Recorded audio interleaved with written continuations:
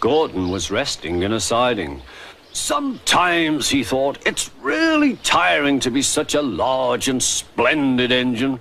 One does have to keep up appearances so.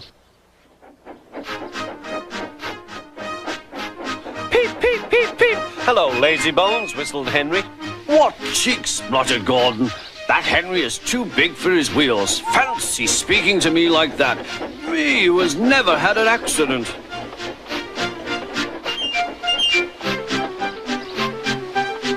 Aren't jammed whistles and burst safety valves accidents? Asked Percy innocently. No, indeed. High spirits might happen to any engine. But to come off the rails like Henry did, well, I ask you, is it right? Is it decent? Then it was Henry's turn to take the express. Gordon watched him getting ready. Be careful, Henry. You're not pulling the flying kipper now. Mind you keep on the rails today.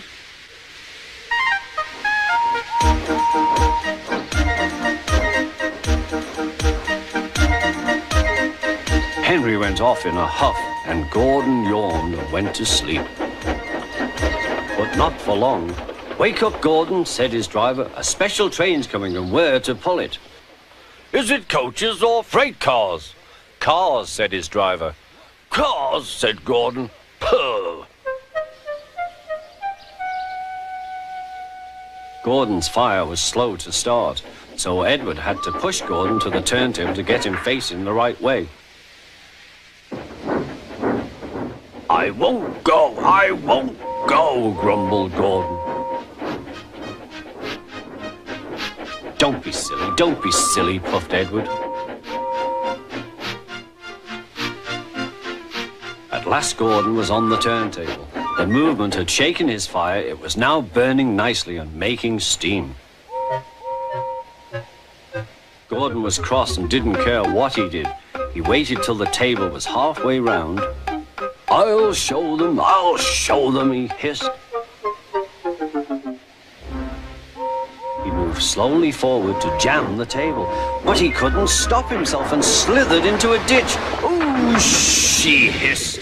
Get me out! Get me out!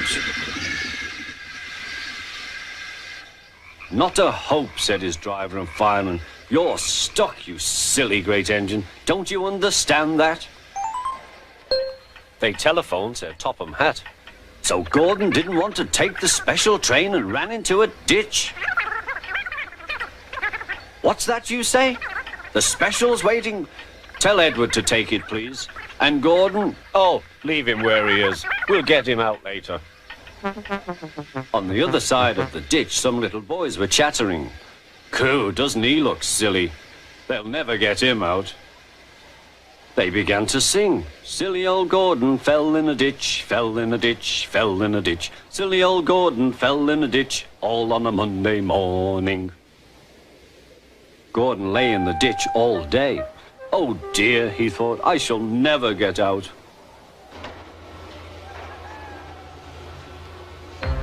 But that evening they lifted Gordon and made a road of sleepers under his wheels to keep him from the mud. Strong ropes were fastened to his back end, and James and Henry, pulling hard, managed to bring him to safety.